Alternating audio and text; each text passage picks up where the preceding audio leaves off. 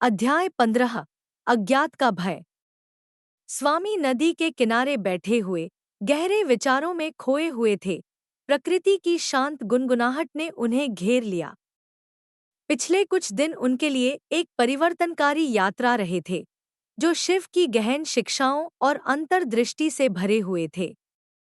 ध्यान से लेकर आत्म साक्षात्कार तक उन्होंने उत्तरों के लिए अपने भीतर देखना सीख लिया था। फिर भी इस सारे ज्ञान के बावजूद उनके दिल के किनारों पर अभी भी एक डर बना हुआ था, एक ऐसा डर जिसे कई लोग साझा करते थे, हालांकि कुछ ने खुले तौर पर स्वीकार किया। यह अज्ञात का भय था।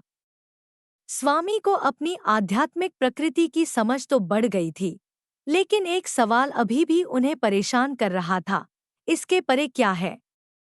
जीवन और मृत्यु के अज्ञात पहलुओं ने उन्हें चिंता से भर दिया। जब जीवन समाप्त हो जाता है तो क्या होता है? क्या इस अस्तित्व से परे कुछ है? ये सवाल, जिनके कोई आसान जवाब नहीं थे, उनके भीतर बेचैनी की भावना पैदा कर रहे थे। अपनी सारी आध्यात्मिक प्रगति के बावजूद अज्ञात का डर एक शक्तिशाली ताकत बना रहा, जिसने उनकी नई मिली शांति पर छाया डाली। भारी मन से स्वामी ने एक बार फिर अपने शाश्वत मार्गदर्शक शिव की ओर उत्तरों के लिए रुख किया। हमेशा की तरह शिव की बुद्धि ने उन्हें जीवन की जटिलताओं से निपटने में मदद की थी, और अब स्वामी को पता था कि शिव की अंतर्दृष्टि आगे का रास्ता रोशन करेगी, जिससे उन्हें अपने सबसे गहरे डर का सामना करने में मदद मिलेगी।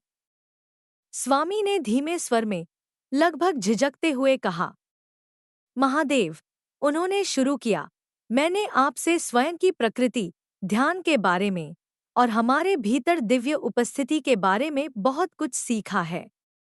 लेकिन फिर भी एक डर है जिसे मैं दूर नहीं कर सकता। यह अज्ञात का डर है। इस जीवन से परे क्या है? जब मृत्यु आती है तो क्या होता है? और हम उस चीज से क्यों डरते हैं जिसे हम नहीं जान सकते? शिव एक बार फिर प्रकट हुए।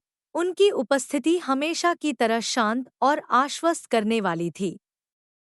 उन्होंने स्वामी को असीम धैर्य के साथ देखा, उनके डर की गहराई को समझते हुए। अज्ञात का डर सार्वभौमिक था, जो सभी प्राणियों के दिलों को छूता था, चाहे उनकी आध्यात्मिक प्रगति कुछ भी हो। स्वामी शिव ने शुरू किया, अज्ञात का डर मानव अस्तित्व का एक स्वाभाविक हिस्सा है। यह मन की समझने, वर्गीकृत करने और नियंत्रित करने की आवश्यकता से उत्पन्न होता है। जब मन किसी ऐसी चीज का सामना करता है जिसे वह समझ नहीं सकता, जो उसकी समझ से परे है, तो वह डर के साथ प्रतिक्रिया करता है। यह डर सिर्फ आपके लिए नहीं है, यह मानवीय स्थिति का एक हिस्सा है। स्वामी ने ध्यानपूर्वक सुना और महसूस किया कि शिव के शब्दों में इस गहरे भय को दूर करने की कुंजी छिपी है। शिव ने आगे कहा, डर अपने आप में एक भावना है जो अहंकार में निहित है, आपके उस हिस्से में जो शरीर और मन से पहचान करता है। अहंकार किसी भी ऐसी चीज से डरता है जो उसके अस्तित्व को खतरे में डालती है, और मृत्यु अहंकार के लिए सबसे बड़ा खतरा है। जीवन के अज्ञात पहलू, मृत्यु, परलोक और यहाँ तक कि भविष्य को खतरे के रूप में देखा जाता है, क्योंकि वे ऐसी चीज का प्रतिनिधित्व करते हैं जिसे अहंकार नियंत्रित या भविष्यवाणी नहीं कर सकता है। स्वामी ने सिर हिलाया और शिव के शब्दों में सच्चाई को पहचाना। अज्ञात के प्रति उनका डर वास्तव में भौतिक दुनिया से उनके लगाव और उनके भौतिक अस्तित्व के इर्द-गिर्द बनी पहचान से जुड़ा था। लेकिन महादेव, स्वामी ने पूछा, हम इस डर पर कैसे काबू पा सकते हैं?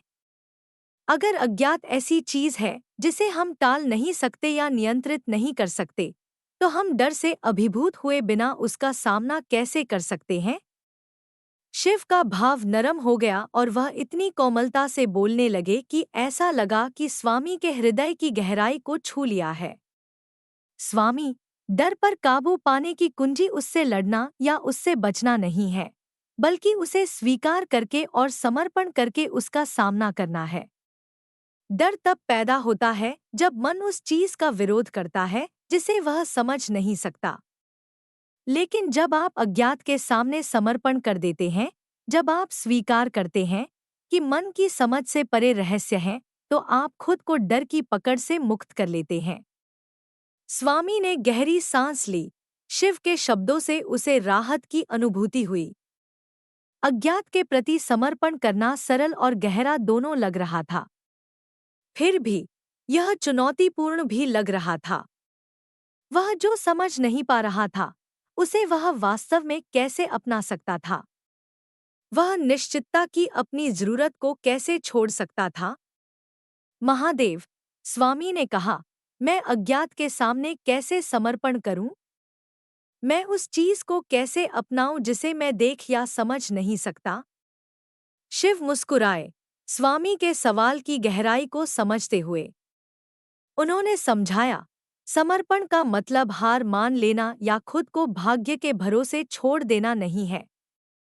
इसका मतलब ब्रह्मांड की महान बुद्धि पर भरोसा करना है। इसका मतलब यह पहचानना है कि मन सीमित है, लेकिन ईश्वर अनंत है। अज्ञात ऐसी चीज नहीं है जिससे डरना चाहिए, स्वामी, बल्कि ऐसी चीज है जिसे जीवन के ब्रह्मांडीय नृत्य के हिस्से के रूप में अपनाया जाना चाहिए। स्वामी ने शिव के शब्दों के बारे में सोचा। समर्पण का मतलब था ईश्वर पर भरोसा करना, इस बात पर भरोसा करना कि ब्रह्मांड में कोई उच्चतर बुद्धि काम कर रही है, कुछ ऐसा जो उसकी सीमित समझ से परे था। शिव ने आगे कहा, विश्वास समर्पण की नींव है। जब आप ईश्वर पर भरोसा करते हैं, तो आपको यह नियंत्रित करने या भविष्यवाणी करने की जरूरत नहीं होती कि क्या होगा। आप समझते हैं कि अज्ञात सहित सब कुछ ईश्वरीय योजना का हिस्सा है। अज्ञात कोई शून्य या खतरा नहीं है, बल्कि नए अनुभवों, नए विकास और गहरी समझ का द्वार है। स्वामी ने इस पर गहराई से विचार किया। उसे एहसास हुआ कि उसका अधिकांश डर भविष्य को नियंत्रित करने में असमर्थता, उसके जीवन में या उसकी मृत्यु के बाद क्या होगा, इसकी भविष्यवाणी करने में असमर्थता से आया था। वह परिचित चीजों से इसलिए चिपका हुआ था क्योंकि इससे उसे सुरक्षित महसूस होता था। लेकिन अब वह देख सकता था कि सच्ची शांति अज्ञात को नियंत्रित करने में नहीं, बल्कि इस बात पर भरोसा करने में निहित है कि अज्ञात को एक उच्च शक्ति द्वारा निर्देशित किया जाता है। स्वामी ने पूछा, महादेव, मैं इस भरोसे को कैसे विकसित कर सकता हूँ? मैं ईश्वर में अपने विश्वास को कैसे मजबूत कर सकता हूँ, जब अज्ञात अभी भी इतना भारी लगता है? शिव का उत्तर स्पष्ट और सीधा था। ध्यान और ध्यान के माध्यम से, स्वामी। जब आप ध्यानपूर्वक जीते हैं, तो आप वर्तमान में मौजूद रहते हैं। डर तब पैदा होता है जब मन भविष्य में खुद को प्रोजेक्ट करता है, ऐसे परिदृश्यों की कल्पना करता है जो कभी नहीं हो सकते। लेकिन जब आप वर्तमान में जड़ जमाए रहते हैं, तो आपको पता चलता है कि अज्ञात कोई दूर की चीज नहीं है, यह हर पल का हिस्सा है। भविष्य बस वर्तमान का खुलासा है। स्वामी अब समझ गए थे कि अज्ञात के प्रति उनका डर काफी हद तक भविष्य का डर था, क्या हो सकता है, क्या गलत हो सकता है। लेकिन शिव उन्हें सिखा रहे थे कि भविष्य एक अलग इकाई के रूप में मौजूद नहीं है, यह केवल वर्तमान क्षण की निरंतरता है। वर्तमान में पूरी तरह से जीने से वह अज्ञात भविष्य के अपने डर को छोड़ सकता है। शिव ने समझाया, वर्तमान क्षण ही वह क्षण है जहां आपको शांति मिलती है।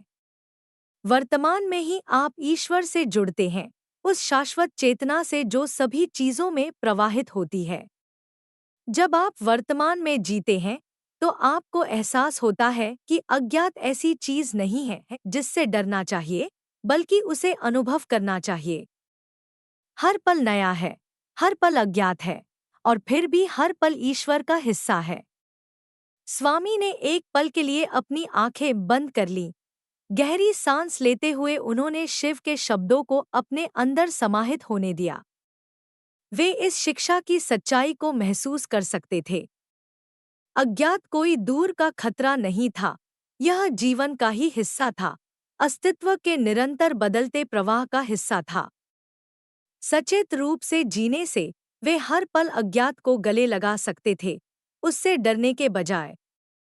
लेकिन महादेव, स्वामी ने पूछा, हम भविष्य को नियंत्रित करने, योजना बनाने और अज्ञात से खुद को बचाने की इच्छा से कैसे निपटते हैं? क्या यह स्वाभाविक नहीं है कि हम आने वाली चीजों के लिए तैयारी करना चाहते हैं? शिव की आंखें समझ से चमक उठीं। स्वामी, नियंत्रण करने की इच्छा अहंकार से आती है।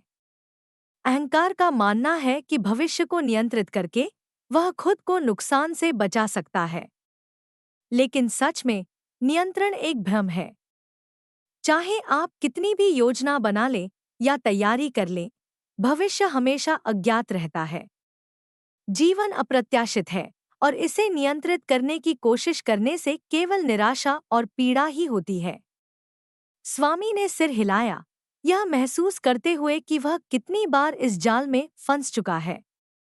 उसने अपने जीवन के परिणाम को नियंत्रित करने, खुद को अज्ञात से बचाने की कोशिश में इतनी ऊर्जा खर्च कर दी थी कि उसे पता चला कि जीवन अक्सर ऐसे तरीके से सामने आता है जिसकी उसने कल्पना भी नहीं की थी।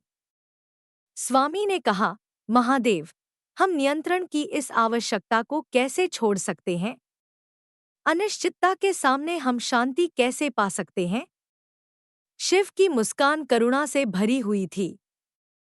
विरक्ति का अभ्यास करके, स्वामी। विरक्ति का मतलब उदासीनता नहीं है।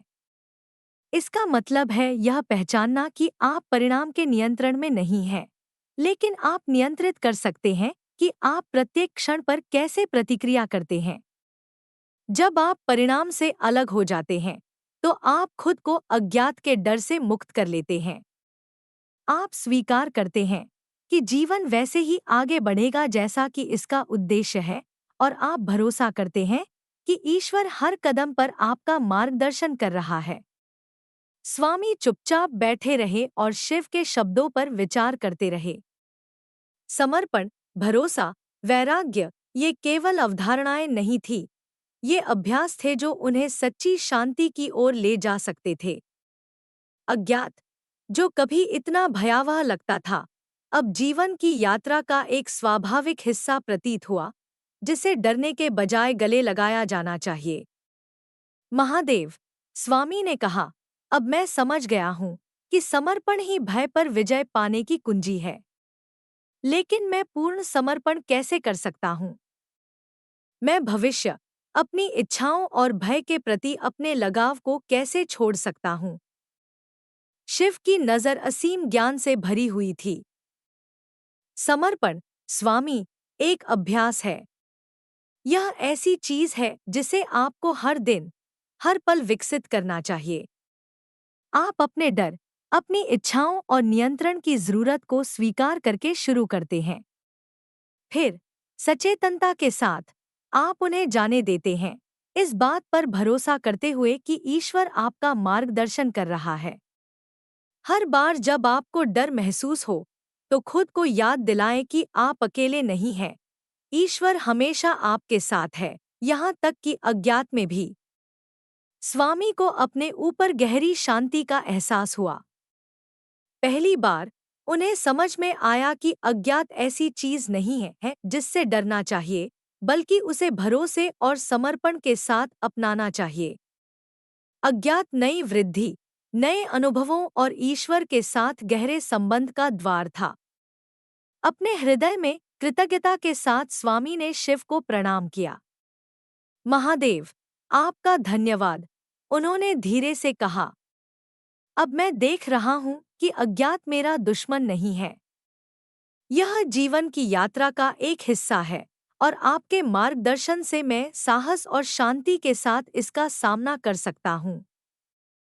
जब स्वामी नदी के किनारे बैठे थे और पानी को क्षितिज की ओर बहते हुए देख रहे थे, तो उन्हें गहरी शांति का एहसास हुआ। अज्ञात अब उन्हें डर से नहीं भरता था। इसके बजाय यह एक आमंत्रण की तरह महसूस हुआ, ईश्वर पर भरोसा करने, नियंत्रण की अपनी जरूरत को त्यागने और जीवन के रहस्य को अपनाने का आह्वान। अज्ञात का भय विकास के अवसर में बदल गया था।